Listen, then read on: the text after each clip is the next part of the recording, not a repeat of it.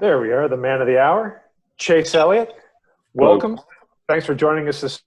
We're going to go ahead and open the floor straight up for questions, and we will start with Bob Pockrass. Bob, please go ahead with your question. Yeah, Chase, I was curious, when you were gesturing to Kyle Busch and there's no fans, could you almost hear fans cheering from home? No, no, I couldn't. It was more just how I was feeling at the time, and yeah, it really didn't involve anybody else but he and I.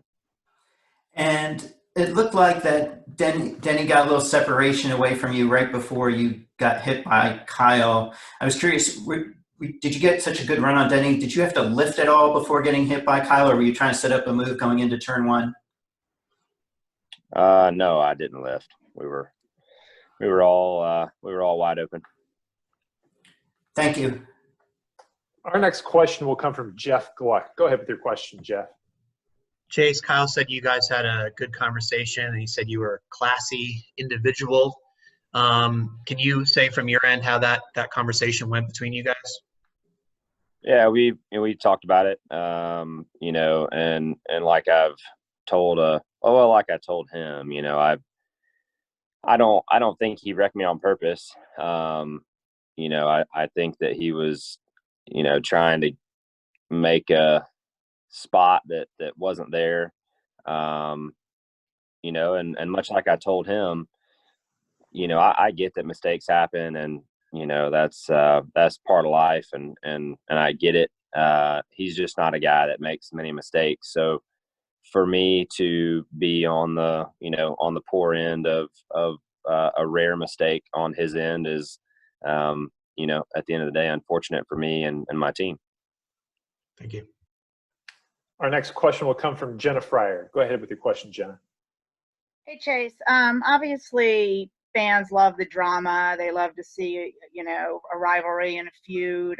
Is that a comfortable spot for you to be in? Do you want to be in the middle of something like that?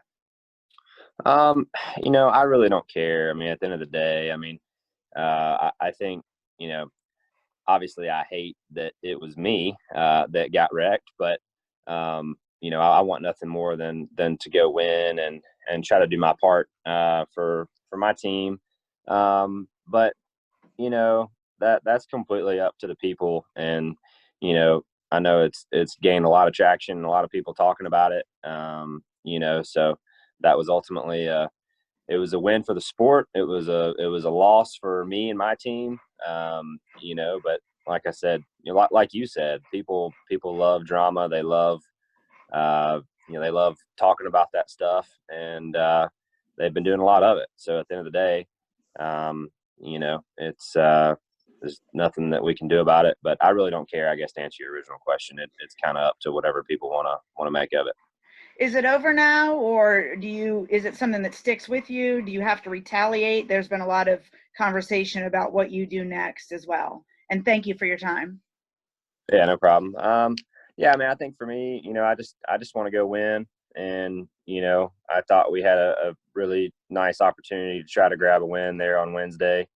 So that's my goal. I want nothing more than just to go and run well and, try to put ourselves in position to win a lot of races. And we've been lucky to have been in a few positions this year or fast enough to win, just hadn't worked out. So I'm hopeful that our day will come. Our next question will come from Claire B. Lang, SiriusXM. Go ahead, Claire. Oh, hold on, Claire. You're muted. Let's try this again. All right. Can you hear me now? Yes. Okay. I'm wondering, because I don't see you coming back to take him out or anything, and Denny Hamlin said it never works to do that when you've been done wrong. But I'm also wondering if now you have an opportunity to race him harder, that should you make a mistake or something, that he kind of owes you a little forgiveness, or you might, not go after him, but forgiveness, that you have maybe an opportunity. You might try something that you wouldn't try had this not happened. I don't know. Like I said, who knows the situations or the circumstances that you'll be presented with down the road. But, you know, at the end of the day, you know, the whole reason Wednesday was as unfortunate as it was is because we were all battling for a win. So I guess the bottom line is to try to put ourselves in position to win more, and you know, and that's a good problem to have. So that's my goal. Who knows? You know, the circumstances and you know, nobody's perfect. I get that. Everybody makes mistakes. I'm sure I'll make plenty of mistakes as time goes on. So, you know, I get it. I just hate I was on the wrong end of you know, of a rare one on his end. We had a lot of debate on air, a lot of fans calling and saying, well, he's too good for that. Just like you said, he's so good at what he does that you almost think it couldn't be a mistake. On the other hand, I mean, like you said, everybody can make mistakes. Do you feel like that's what made you so mad initially? Or do you feel like really a guy is so good that things like that don't happen, you know? Yeah, I mean, you certainly expect a high level of, you know, a guy that's that talented and you know, does that good of a job. You don't see him make many mistakes. You know, he kind of did the same thing to Martin, I think, at Bristol a couple years ago, and kind of same scenario situation. So, you know, like I said, I get it, and you know, I've never had a problem with Kyle, and I don't think he's ever had a problem with me. So, like I said, I don't think he did it on purpose. I just, again, I hate that I was on the wrong end of a rare mistake on his end, and for a guy who doesn't make many, you know, hated it was me that took the blow. Good luck this weekend, Chase. Thank you. Thanks. Our next question will come from Alex Andreev. Go ahead, Alex. Hey, Chase. Thank you for taking the time. I'm wondering if the Truck Series bounty is still on between the drivers, and if you have any plans to race in any of those upcoming truck races. Yeah, as far as I know, it's still on. That's not my department, to be real honest with you. That was Kevin and his people that put that up. So, yeah, I'm still planning on racing, planning on, you know, still running and you know, trying to go beat Kyle, I guess, you know, ironically enough, you know, after Wednesday, leading up to that. But yeah, still have full plans to run. And as far as the bounty deal goes, you know, I'm not real sure. I'm going to run whether they are still putting up the money or not. Thank you. Do you know what the next truck race that you will enter in will be? Yeah, Tuesday at Charlotte. Okay, you're entering. Thank you. Appreciate it. Our next question will come from Jason Brown. Go ahead, Jason. Thank you, Matt. And Chase, thanks for taking the time today. Obviously, this is all weather permitting for Sunday, having qualifying for the first time. I'm curious what you think, maybe what difference that may make for you guys, because you've run 2 races now with just jumping in the car and going. Yeah, you know, I think much like the last 2 races, I really don't think it matters. I think the guys who are good and the teams who make good adjustments throughout the race are still going to win and still going to do really well, as they always do. So I don't really think it matters. I think the biggest thing wish was different about the qualifying is I wish we got to pick pits off of where we qualified. I think the pit selection is probably a bigger motivator for qualifying than the actual starting spot. So I wish that was the case, but it's not. So yeah, I think it'll be really similar. I still think the guys who are good in the race will run well whether they start last or first. Our next question will come from Lee Spencer. Go ahead with your question, Lee. Thanks, Matt, and thanks, Chase, for joining us. Kind of curious, when I heard over the radio that the team was going down and waiting at the 18 after the race, I was like, well, how do they do that in the era of social distancing? And, you know, especially Alan, I mean, was there any concern? I mean, at this point, it's, you know, it's just not your traditional you know, NASCAR melee, I guess, after a race because of the situation. Yeah, it'd be kind of hard to fight when you guys stay 6 feet apart. My arms aren't long enough. And why, you know, the fact that you carry around the mantle as most popular driver, it just seems like the last 2 big quote rivalries have been, now between you and Kyle and before you and Denny. You think being the most popular driver kind of makes you a target for stuff like that?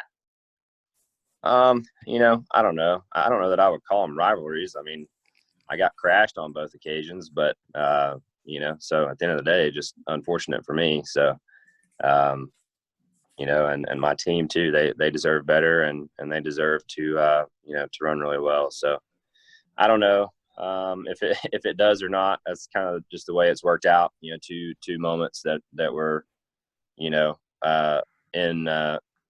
closing laps and battling for a win like that. I think certainly adds the spotlight more so than the names involved sometimes. Thanks, Bud. Our next question will come from Kelly Crandall. Go ahead with your question, Kelly. Thank you. Hey, Chase, changing the subject a little bit, what has it been like to show up at these races and not practice? Has it changed the weekend at all for you and the team? It's made it really exciting for me. It's added an element that I think NASCAR has been missing for a long time. So, I think we're learning. If we didn't already know, I think we're learning as an industry, and I think the fans are also learning too that we don't need to practice for 3 days before a Sunday event, and we can still put on a really good show. So, I hope as time goes on, we can race more and practice less. Maximize the time that the teams are at the racetrack. And then two, I think that being said, we can put on a full day of activity and events and still maximize the fans' time at the racetrack too with the Xfinity Series and the Truck Series. I think we can have just as much racing for the people there whenever they can come back and watch as what we've had in the past. We're just maximizing the time that the teams and the drivers are there when we go. So I hope we can learn from this, and I think NASCAR has been in a unique situation here with this situation to try different things, and that being one of them. So I'm looking forward to seeing how things change as time goes, and like I said, I hope it does a little bit, because I think this has been a really nice learning experience, and I think it's been a home run so far. Thank you. Our next question will Black. Go ahead, Taryn.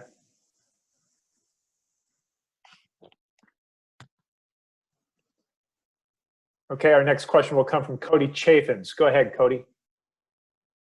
Hey, Chase, Cody from Fox 5 Atlanta.